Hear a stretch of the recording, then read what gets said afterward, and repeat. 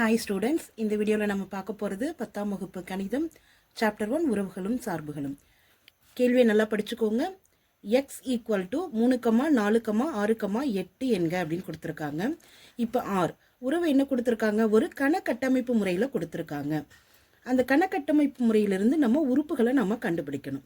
இப்போ என்ன கொடுத்துருக்காங்கன்னு படிக்கலாம். எக்ஸு எஃப் ஆஃப் எக்ஸ் அப்படின்னு கொடுத்துருக்காங்க.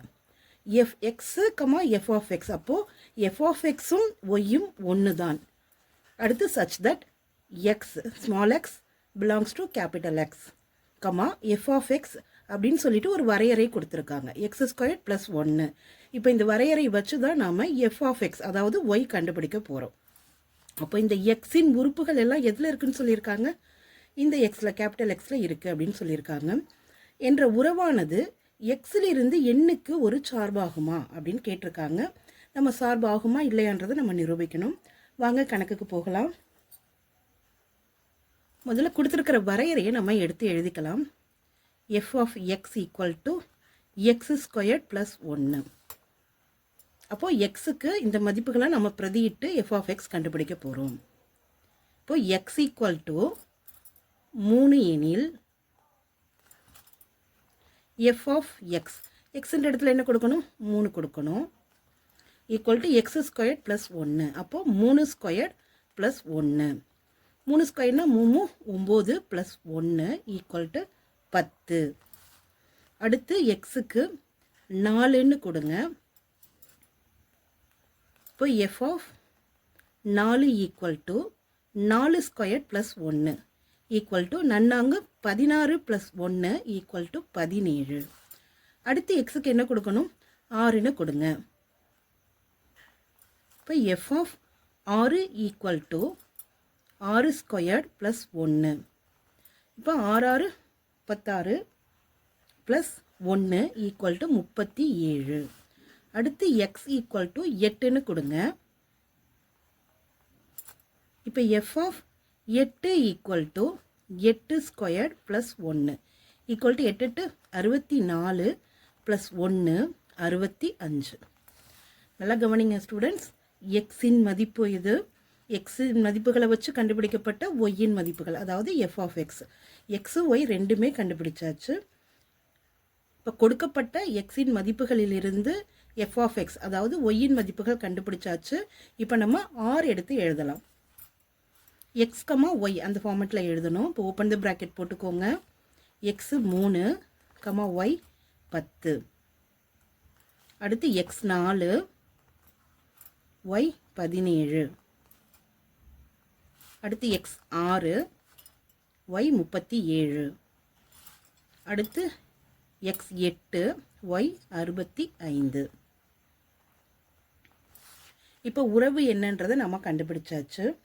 இதிலிருந்து என்ன நிரூபிக்கணும்? எக்ஸிலிருந்து எண்ணுக்கு ஒரு சார்பாகுமா?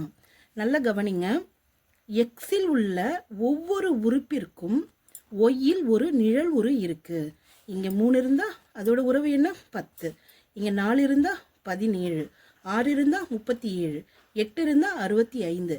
அப்போ எக்ஸின் ஒவ்வொரு உறுப்பிற்கும் ஒய்யில் ஒரு நிழல் உரு இருக்கு. அப்படின்னா இது எக்ஸிலிருந்து எண்ணுக்கு ஒரு சார்பு ஆகும்.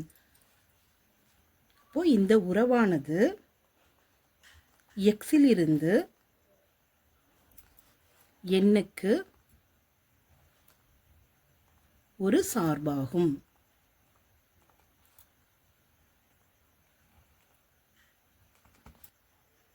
அவ்வளோதான் ஸ்டூடெண்ட்ஸ். இந்த கணக்கு இத்துடன் முடிந்தது. நம்ம அடுத்த கணக்கு பார்க்கலாம்.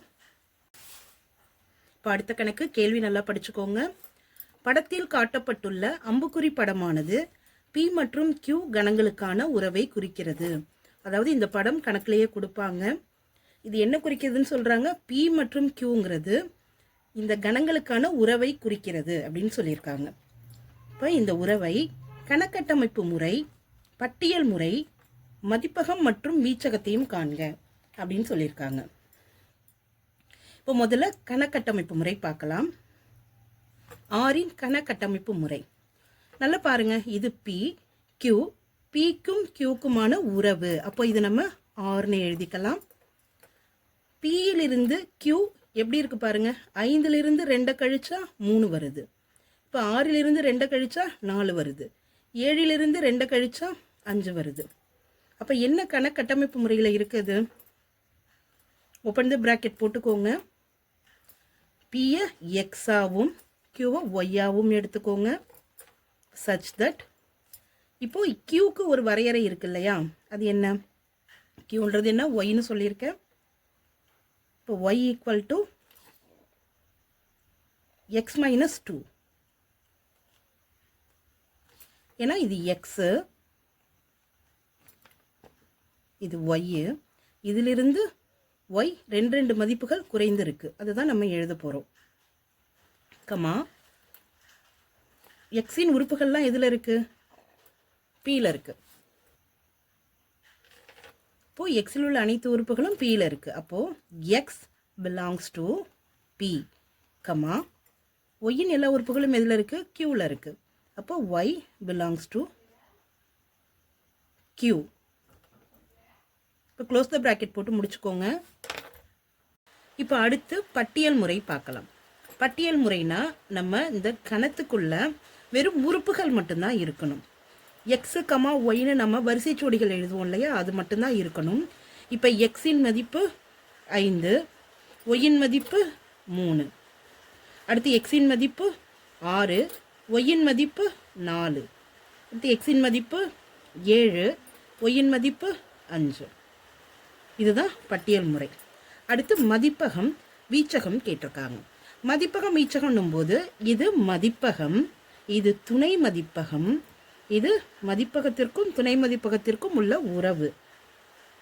அப்போது மதிப்பகங்கிறது 6ஓட மதிப்பகம் மட்டும்தான் கேட்டிருக்காங்க. அப்போது 5க்கும் 3க்கும் தான் உறவு இருக்குது, 6க்கும் 4க்கும் உறவு இருக்குது, 7க்கும் 5க்கும் உறவு இருக்குது, 8க்கு உறவு இல்லை. அதனால 6இன் மதிப்பகம் அப்படின்னும் போது இந்த 3 நம்பரை மட்டும் எழுதுங்க. முதல்ல உள்ள 3 நம்பர் 5, 6, 7. அடுத்து வீச்சகம். ரெண்டாவதாக உள்ள நம்பர் எடுத்து எழுதிக்கோங்க. அதாவது ஒய்யில் இருக்கிற எல்லா நம்பர்ஸும் எடுத்து எழுதிக்கோங்க. 3, 4, 5. அவ்வளோதான் ஸ்டூடெண்ட்ஸ், இந்த கணக்கு இத்துடன் முடிந்தது. நன்றி.